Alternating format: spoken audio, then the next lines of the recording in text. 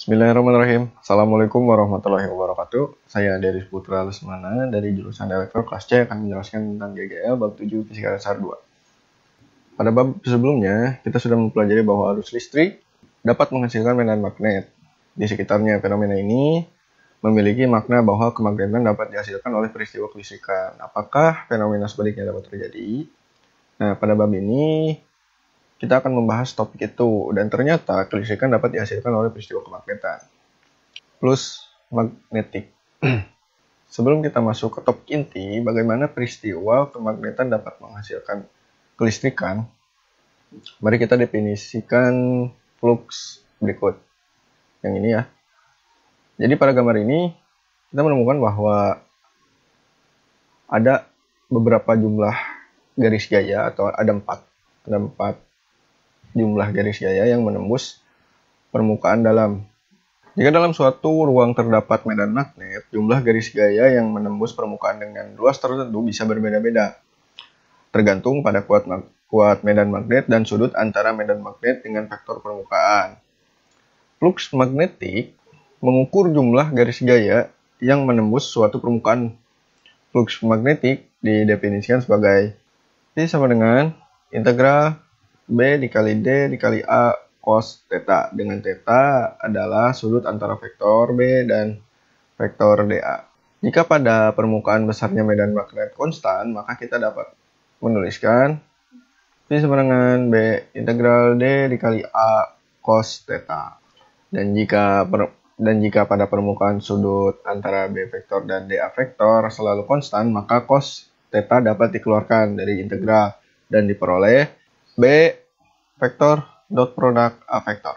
Hukum Faraday. Fenomena memproduksi kelistrikan dari peristiwa kemagnetan diterangkan oleh hukum Faraday. Hukum ini menyatakan bahwa apabila terjadi perubahan flux dalam suatu loop, maka dihasilkan gaya gerak listrik atau tegangan listrik induksi yang berbanding lurus dengan laju perubahan flux. Nah, lihat gambar berikut. Ini adalah flux magnetik dalam kumparan diubah-ubah dengan mendekatkan atau menjauhkan magnet ke kumparan tersebut. Nah, jadi ini ada seperti tabung, terus dililit dan dimasukkan magnet.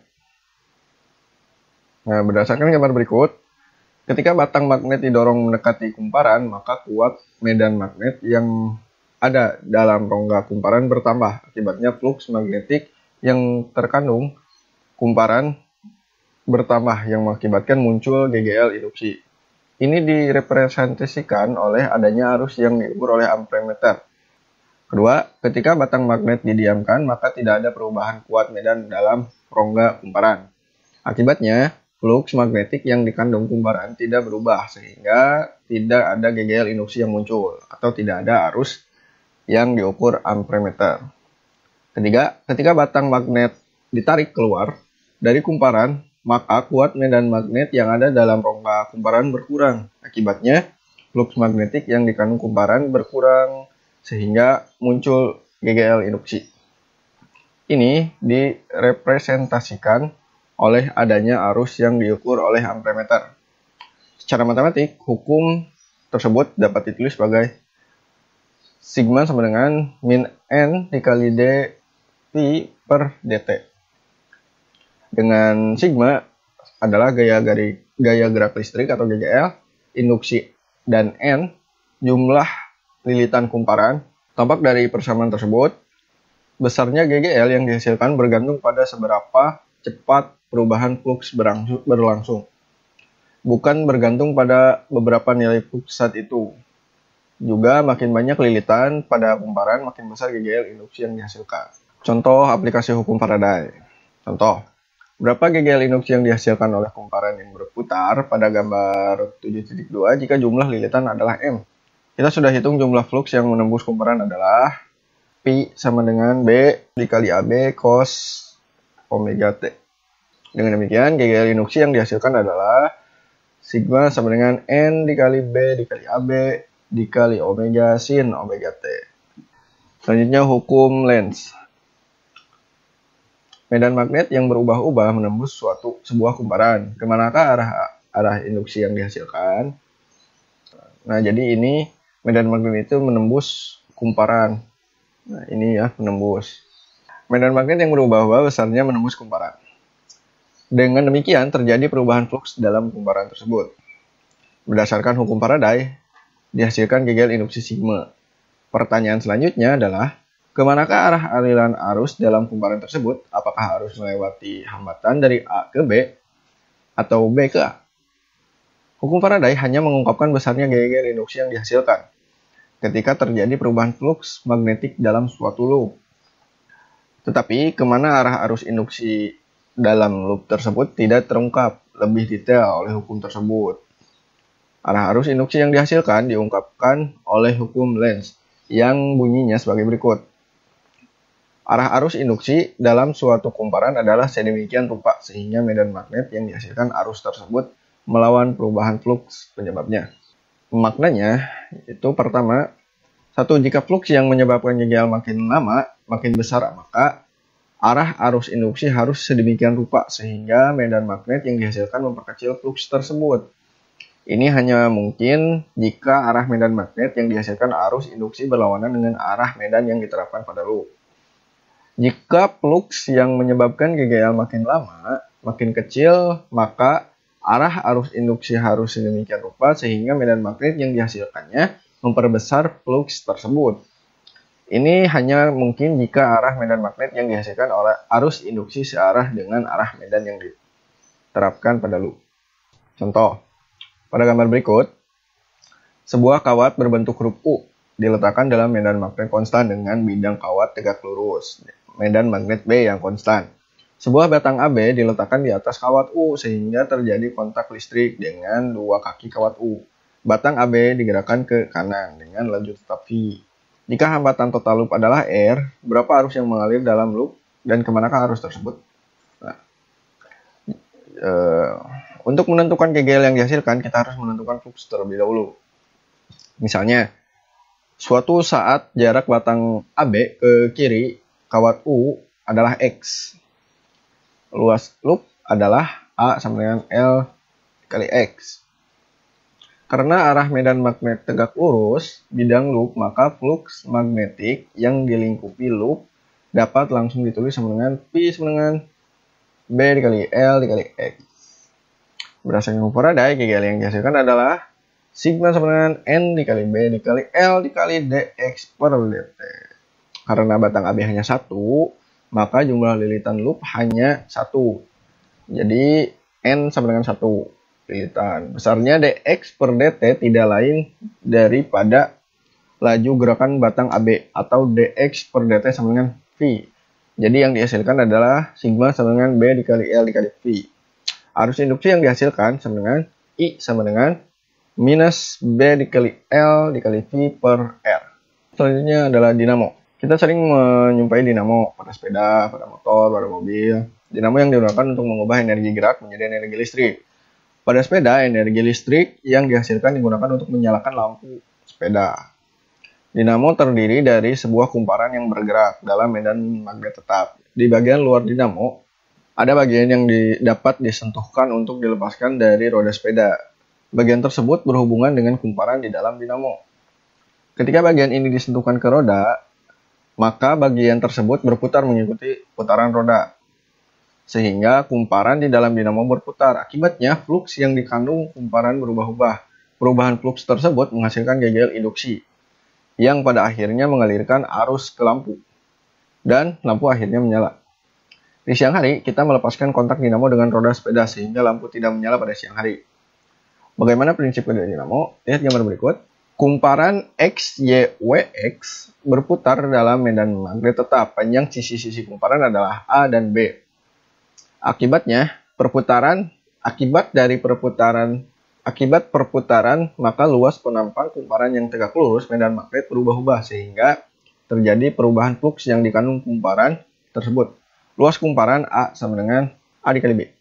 Akibatnya putaran kumparan, maka proyeksi luas kumparan dalam arah tegak lurus medan magnet hanya A sama dengan A adsen sama dengan AB dikali sin theta. Dengan demikian, fluks magnetik yang dikandung kumparan tiap saat adalah V sama dengan B dikali AB sin theta. Andaikan kumparan berputar dengan kecepatan sudut tetap, maka hubungan antara sudut dan kecepatan sudut memenuhi theta sama dengan omega t. Maka kita dapat menulis theta sama dengan B, V sama dengan B dikali AB dikali sin omega t. Jika jumlah lilitan pada kumparan dinamo adalah N, maka gegel induksi yang dihasilkan kumparan dinamo menjadi sigma sama dengan min sigma max cos omega t, di mana sigma max sama dengan N dikali B dikali AB dikali omega, yang merupakan amplitudo GGL yang dihasilkan. Induktansi. Sekarang bayangkan kita memiliki sebuah solenoid. Jika solenoid tersebut dialiri arus searah, maka beda potensial antara dua ujung solenoid hampir nol, karena beda tegangan sama dengan perkalian arus dan hambatan solenoid. Solenoid hanya berupa kawat konduktor, sehingga hambatan listrik antara dua ujung solenoid hampir nol. Tetapi jika solenoid dialiri arus yang berubah-ubah terhadap waktu, maka sifat solenoid akan berubah. Karena arus berubah-ubah terhadap waktu, maka kuat medan magnet dalam solenoid berubah-ubah. Karena luas penampang solenoid tetap, maka flux magnetik yang dikandung solenoid berubah terhadap waktu. Berdasarkan hukum Faraday, maka solenoid yang menghasilkan GGL induksi. Dengan demikian, ketika dialiri arus bolak-balik, maka muncul tegangan antara dua ujung solenoid. Tegangan ini tidak muncul ketika solenoid dialiri arus arah. GGL antar dua ujung solenoid. Kuat medan magnet dalam rongga solenoid adalah B sama dengan min0 dikali N dikali I. Jika luas penampang solenoid A, maka flux magnetik dalam solenoid adalah V sama dengan min0 dikali N dikali I dikali A. Oleh karena itu, berdasarkan hukum Faraday, GGL induksi yang dihasilkan solenoid adalah sigma sama dengan min N min0 dikali N dikali A dikali dl per dt. Dengan N adalah jumlah kumparan solenoid. Tampak bahwa GGL induksi yang dihasilkan sebanding lurus dengan laju perubahan arus. Untuk arus yang konstan, arus DC, maka dI per dt sama dengan 0.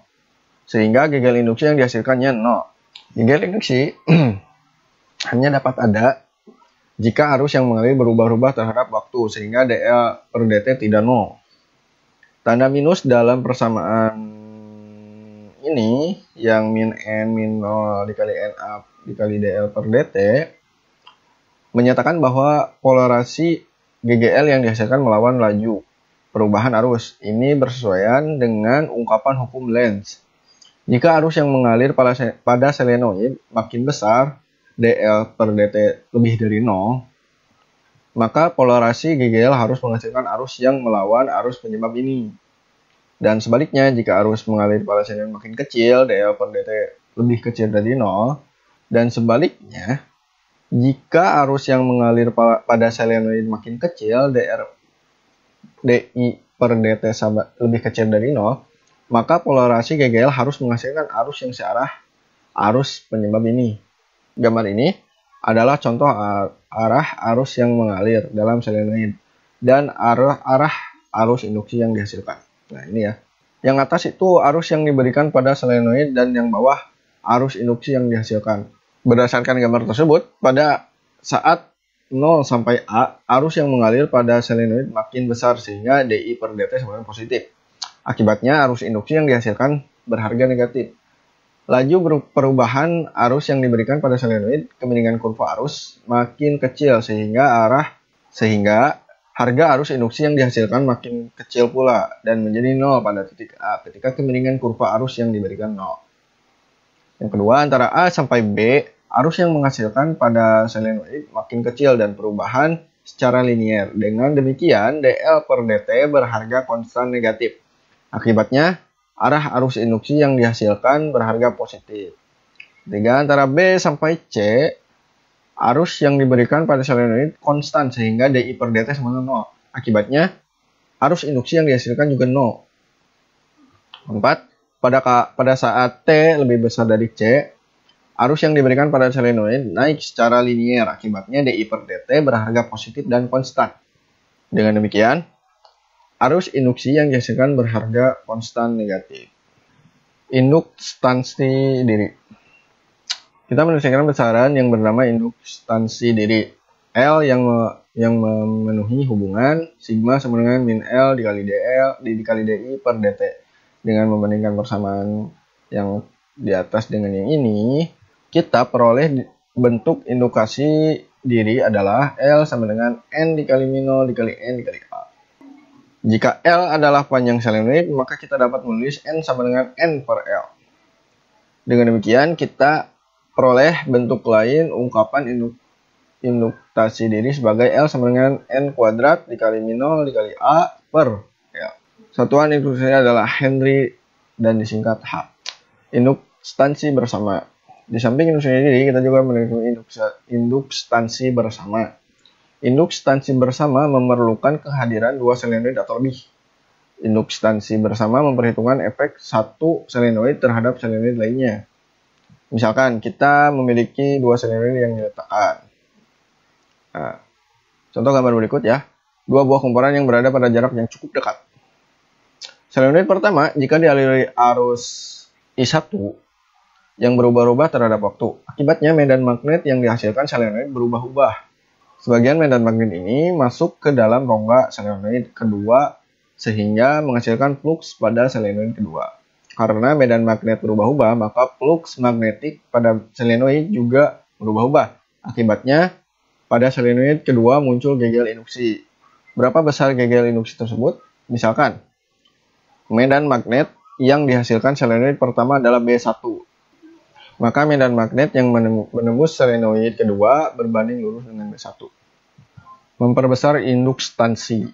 Jika hanya ruang kosong dalam rongga solenoid, maka induktansi yang dimiliki solenoid tersebut sangat kecil. Untuk memperbesar induktansi suatu solenoid, kita memasukkan bahan magnetik ke dalam rongga solenoid tersebut. Hal ini serupa dengan memasukkan bahan elektrik antara dua pelat kapasitor dengan maksud memperbesar kapasitansi. Medan magnet yang mula-mula B saat solenoid kosong berubah menjadi B aksen sampai dengan ini dikali B. Ketika di dalam rongga tersebut dimasukkan bahan magnetik yang permeabilitas ini, dengan demikian flux magnetik dalam solenoid ketika solenoid tersebut dilewati arus adalah V sama dengan min dikali min0 dikali N dikali I dikali A. Gegel induksi yang dihasilkan arus adalah sigma sama dengan min N dikali N dikali min dikali min0 dikali N dikali A dikali DI per dt. Maka induktansi diri solenoid tersebut adalah L sama dengan N kuadrat dikali min dikali min0 dikali A per L. Tampak bahwa induktansi menjadi ini kali lebih besar dibanding dengan induksi saat solenoid kosong. Energi medan magnet. Misalkan, sebuah solenoid dialiri arus I, maka pada ujung solenoid muncul gegel induksi sebesar sigma sama dengan min L dikali DI per dt. Jika muatan sebesar dq mengalir melewati solenoid tersebut, maka energi yang diperlukan untuk melawan beda potensial solenoid adalah dW sama dengan L dikali DI dikali dq per dt. Tetapi dq per dt sama dengan I, sehingga dapat ditulis dW sama dengan L dikali I dikali DI.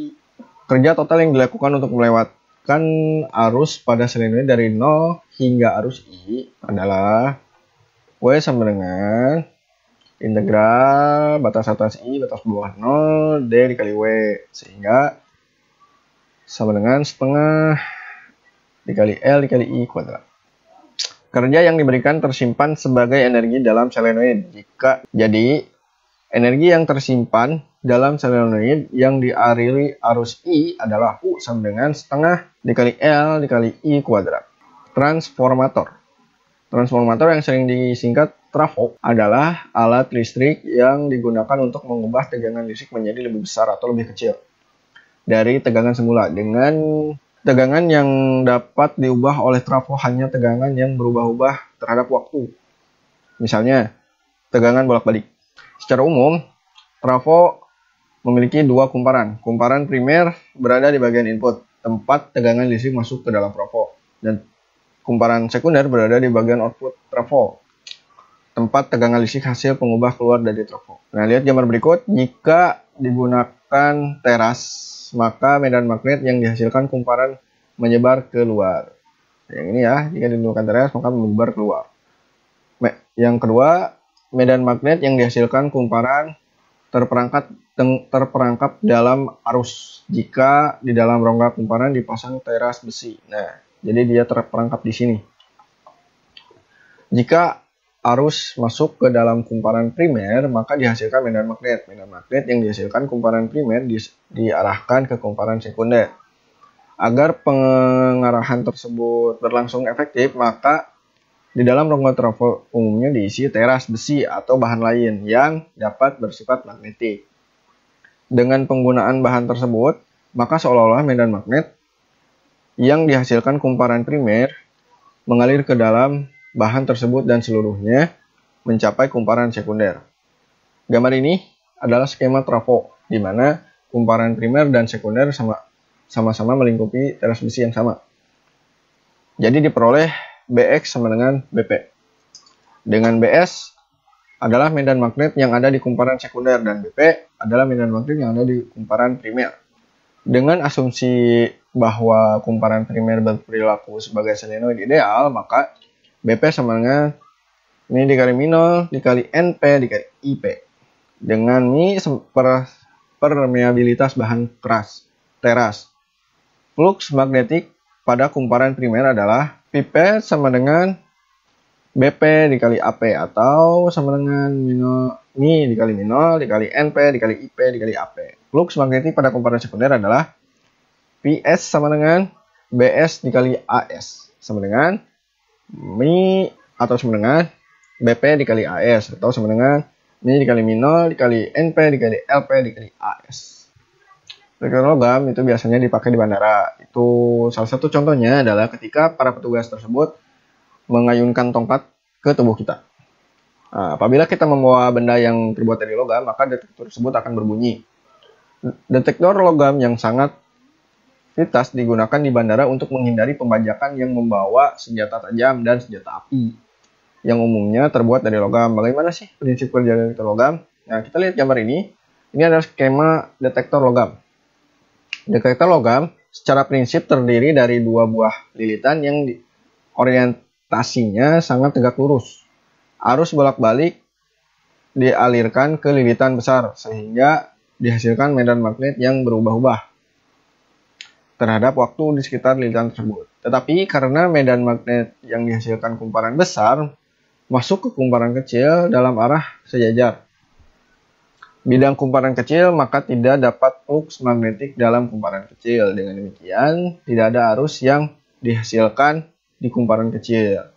Jika di sekitar tempat itu terdapat logam, maka perubahan medan magnet pada kumparan besar yang mengibas munculnya arus pada logam di dekatnya. Arus yang dihasilkan dalam logam menghasilkan medan magnet yang berubah-ubah di sekitarnya. Medan magnet ini ada sebagian yang menembus kumparan kecil dalam arah yang tidak sejajar kumparan kecil. Akibatnya muncul flux magnetik dalam kumparan kecil yang menyebabkan munculnya arus pada kumparan kecil. Akhirnya arus yang dihasilkan kumparan kecil dikuatkan dan digunakan untuk menyembunyikan alarm. Sekian dari saya, mohon maaf apabila ada kesalahan. Terima kasih. Wassalamualaikum warahmatullahi wabarakatuh.